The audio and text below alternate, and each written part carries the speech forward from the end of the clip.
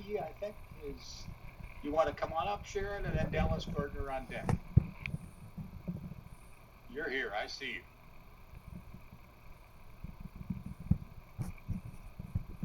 Please introduce yourself for the record. My name is Sharon Mary Ivanhoe McPhee. I addressed this meeting last time and I was so nervous, but I'm so glad I got the nerve to come back. Because you know why I'm here? Because I have a granddaughter who's in high school. I have two grandsons, one in high school and one just going to college. And I have a granddaughter in college. And they wanted me to come dressed in goth. But I couldn't find a goth.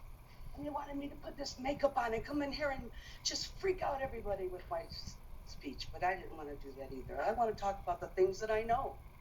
And in goth days, we were just property. And in the 1920s, we were still property.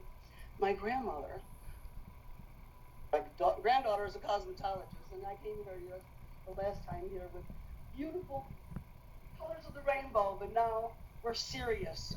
She wanted me to come as a warrior. She painted my hair black for all the years that the women had to fight off and get their own herbs for health care, to get their own abortions, because they had so many children. 10, 12, 20? How many abortions did they count? How many abortions were not part of the record? Well, I'm talking about the ones that I know about. In the 1800s, my great-grandparents came. We painted part of it black for the 1911 when my grandmother was born. In the 1930s, when my mother was born, when abortion still was illegal, and they still had to use abortion methods that were outdated and horrific.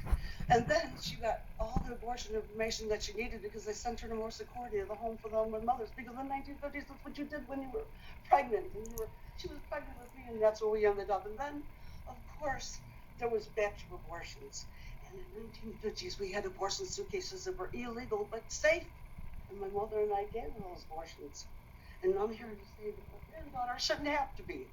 That the paradigm shift. And that's why we painted the pink up here. That wasn't all black, because then in 1973,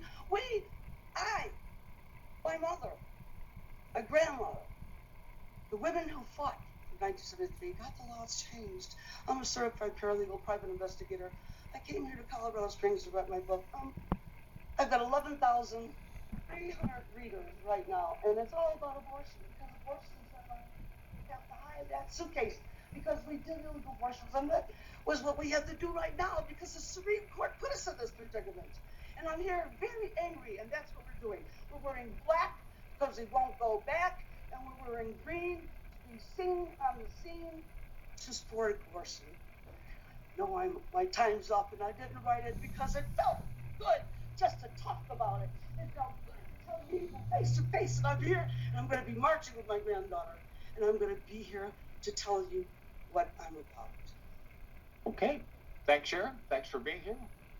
You've brought a lot of color to our chambers, so we appreciate that. Dallas Gardner and then Austin Morris on deck. Dallas, good